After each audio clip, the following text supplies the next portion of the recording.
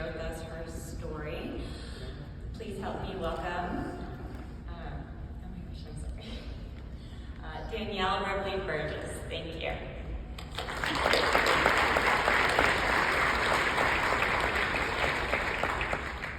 Hello. Thank you first for having a patient advocate invitation. I think it's an honor to speak on behalf of all patients to be invited to something like this. We feel it's important patient-centered care, I think is what you call it. So thank you so much. It's exciting to be here. I am going to try to cram my 22 years of story into 10 minutes. So bear with me if I go quickly, and hopefully I'll pull out the important pieces for you. But as you guys know, as you work with patients, it's kind of complicated. So hopefully you can stay with me.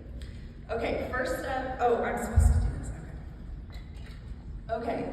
And here's the fancy name for the talk, AKA my story. Okay, so finding cancer, I was diagnosed when I was 17 years old. We'll just kind of start there. I felt like an elephant in the oncology ward because this was 2001, so pre-9/11. I know I'm not that old, so I was a junior in high school, and I always say my story started in the toilet paper aisle in Walmart when I was in middle school. My mom and I were in a big knockdown drag fight because I did not want her to put toilet paper in the cart when I went shopping with her. She didn't understand. She's like, I only have so much time, Danielle. And I was like, no, that's not happening. I always say my story starts there because I'm trying to explain the mental place I was in as a middle school girl being embarrassed about everything my body was doing in general. I didn't want anyone to know that our family pooped. So I didn't want toilet paper in our car because then they would know I went to the bathroom and I pooped. So that's where I was when I started seeing little things in the toilet that looked off. I wasn't sure what I was seeing. Again, being a girl going through puberty, at first I was like, maybe did I start my period? And I was like, and then maybe I'm eating too many Twizzlers, that's why there's red in the toilet. Okay, I'm gonna stop eating the Twizzlers, maybe I'll eat, I stopped eating tomatoes, pizza, strawberry popsicle, anything red is what I thought was going on until I finally kind of came to terms with I'm seeing blood. But of course, I'm probably 14 or 15 at the time. I didn't want to tell anybody things at home were going on because as we all know, cancer is not the only thing we patients are going through, right? So there's all kinds of other stuff going on at home. I didn't want to cause a scene. So I didn't say anything until, let me fast forward to junior year in high school. Bleeding's really bad. I know something's wrong. I don't want to go to the doctor. And I happened to mention to my boyfriend at the time, who's my husband now, shout out to Mike who's in the back, hey, I think I should go to the doctor. I still didn't tell him what was going on. He started pestering me about it. My parents overheard. They were like, oh my gosh, we can't believe this. Rush me to a GI. I'm in a colonoscopy. Yes, I'm 17. Praise the Lord, my GI went ahead and scoped me. Found a tumor. That was the morning George W. Bush was being inaugurated. And I'm finding that I have some kind of weird mass in my colon. I didn't know what a colon was. I had learned it was the large intestine in high school. So I'm like, what? Okay. And then 3 days later, I'm working at the library. My parents come up, look like they'd seen a ghost. They look at me and they think, Danielle, the doctor called it's malignant. And my response was, what does malignant mean? No idea. And they were like, Danielle, you have cancer. You have colon cancer. And I was like, okay, got it. Now what? So you can imagine I wasn't quite sure what to do, and I'm sure I've sat in this morning and I love hearing you guys talk about pediatric patients, teen patients. I was kind of in that middle place. I was 17, so I wasn't yet 18 to be treated like an adult, but I also wasn't sent to the children's hospital, because here I was, this anomaly. People didn't know what to do with me, and they were like, do we send her to the adult hospital? Do we send her to the peds? We don't know, but we know this isn't normal. So flash forward, I went through all the things. I went through chemo, surgery, radiation. My dad just confirmed Dr. Lynch. I actually met you 22 years ago. I was like, Dad, did I meet you? Yeah, okay. And so went through all of that. 6 months later, I was kind of back to my life. I went back to school. I graduated high school. I knew I wanted to give back to cancer in some way, but I knew the medical hospital thing wasn't for me. So I went into PR, and I just kind of found my new normal. And I think like a lot of patients do, I built a life. I didn't know what else to do. I was still doing all the medical stuff I had to do, going to scans, getting follow-ups, and this was all in between everything else that we do. And so I liked hearing Dr. Danielle talk about, like, I think a lot of times we think of this golden age of childhood, but for me that was pretty crushed because this happened to me, but yet there were still other things, like prom kept me going. And so I love hearing that, you know, it's holding the both and so that's kind of what I learned to do for several years. I became an advocate. I modeled for this thing called the colander, which was super fun, where I showed my star and I was in a calendar and I was Miss October. It was awesome. And that led me to meeting Fight CRC, which is who I work for now, which basically was my dream job. And they said, hey, come help us raise awareness and do patient resources for patients, basically going through what you've gone through. And so talk about purpose meeting pain. So that's what I do at Fight CRC. I also love to hear the encouragement for patients to find support organizations, because as you guys were asking Dr. Danielle questions, I was like, yeah, like, we're here and we can say things like government employees can't. So if you need patients and if they're struggling, the reason I can get up here and talk so enthusiastically about a pretty traumatic story personally is because I have found these patient organizations and I know I'm not alone. So it's confusing, it's hard. I've got the medical stuff, I deal with this stuff, but we're peer-to-peer support and we're here for each other and we put each other in contact with one another. Another shout out to the Dubins, part of the colander experience. I met Dave Dubin, they've got a whole Lynch syndrome organization. The Mayberries are here. Again, patient support, we're coming together and we're trying to plug each other into these groups. So that's what I've been doing for the past 22 years. And now to the stuff you guys are probably interested in, like how does genetics tie into this girl's story? Okay, so this is where it gets really complicated, and I obviously am a patient and not a doctor, so I'm going to explain this to you based on how I've heard it, and then you guys can put all the letters and acronyms and pathology report stuff onto what I'm saying, okay?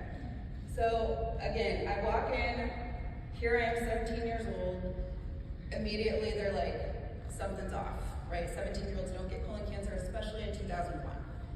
Does she have Lynch syndrome? At that time, it wasn't even, the Lynches, you guys didn't have the name for it yet. I think it was yeah, everybody together, okay. That's what it was. So, of course, something's up, go to MD Anderson. So in the midst of all the second opinion stuff, meet with the genetics team, and in addition to the tumor testing, we do genetic testing.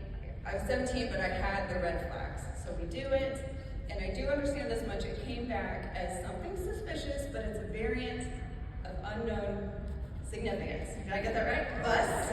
Yeah? Okay. So I was bus. Okay. So me being bus at 17 years old in 2001, a rando girl in high school with colon cancer meant we don't know what exactly to do with you.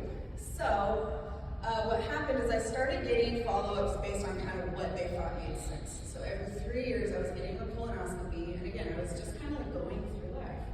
So I had a colonoscopy, everything was clear until about 8 years later, this random case of colon cancer that I thought came out of nowhere that I didn't have a genetic syndrome for.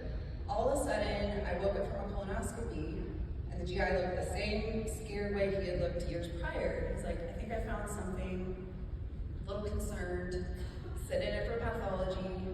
Pathology said, no, it was fine. He's like, Danielle, with your history, I'm not convinced. So he's like, I think you might need a subtotal colectomy. Let's reduce how much colon you have. And that way it's less to monitor in case something's going on, because we still didn't really know what was going on. And side note, I did a podcast with Dr. Tom about my whole surgical experience, so I'm not going to get into that too much of that here, because we've got a short amount of time. But if you want to know more about all my surgery stuff, listen to the CGA podcast. Yeah, okay. Okay, so anyway, I hear cancer flash forward. That led to a second colon cancer diagnosis for me. the pathology didn't get the cancerous part. I did go in for the surgery thinking, okay, I'm gonna do what they recommend. Let's get as much out as we can. Ended up, woke up, and they were like, Danielle, we hate to tell you this, but it was malignant already, but we got it all with surgery at stage 1. I was like, okay, thank you, good, but that kicked off a whole emotional thing for me. At this point, I was 25 years old, and this fluke cancer thing that had just happened to me, all of a sudden didn't feel like a fluke anymore. And so all of a sudden, not only was I a little older, like I think your brain's fully developed at 25, so maybe I was able to like fully get it then. But everything that we're kind of talking about today as adults that you have to consider and process when it comes to genetic testing, a lot of that started hitting me then. Because then I realized this isn't like a thing that happened to me in high school and I can just move on with my life. Like I've just had this a second time.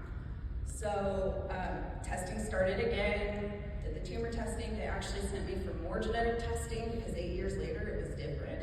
The different tests and all this stuff had come out. Testing came back again, variant of unknown significance. So the tumors looked the same, but they still were like, we don't know. But at that point, they were like, Danielle, you've had 2 colon cancers, you're 25 years old, and your second cancer grew within 3 years. So they said, we're gonna start treating you like you have Lynch syndrome, even though it's not on paper.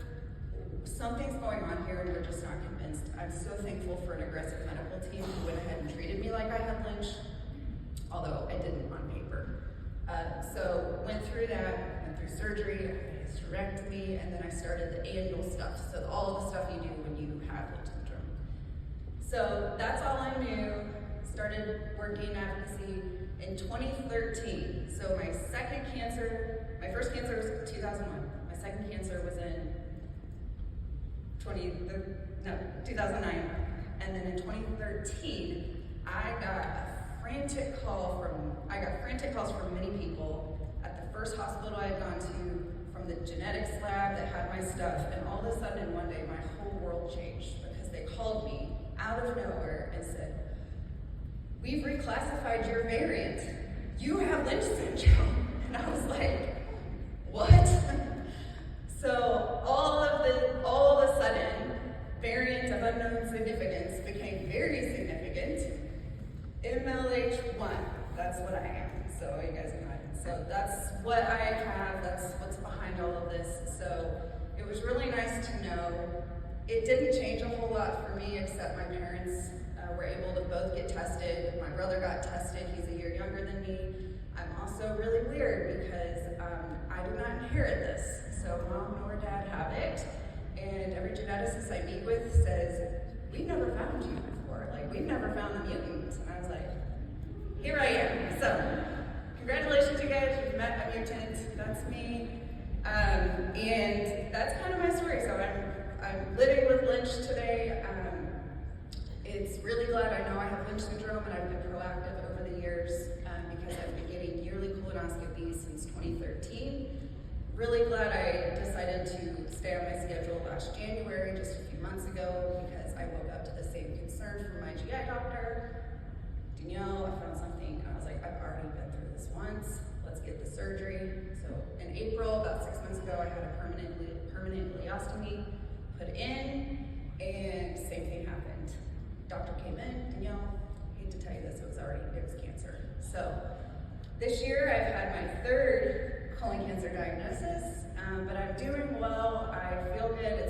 This is the 2nd trip I've taken since my surgery, and I'm just thankful. I think years of patient advocacy has helped me get to this point where I didn't go to the low point a lot of especially ostomates go to with this kind of stuff, but I've had a supportive community. I've got my team here, Vice CRC's here, and knowing people like you guys are in our corner just makes the difference. And my biggest thing, I was like, what does it take away from my story? If you guys can take anything away, what I would ask you is to make sure your patients know that things change. I have met so many patients over the years, especially young ones like me, and I said, did you get genetic testing? Like your dad had it, and it seems suspicious. And they're like, yeah, it's negative. And I'm like, maybe, maybe not. Things exchange. And you guys know that, but patients don't always know that, because all we want to hear is we're cured and we're fine. And so if you're here representing a testing lab, would you consider the whole reclassifying thing kind of saved my life?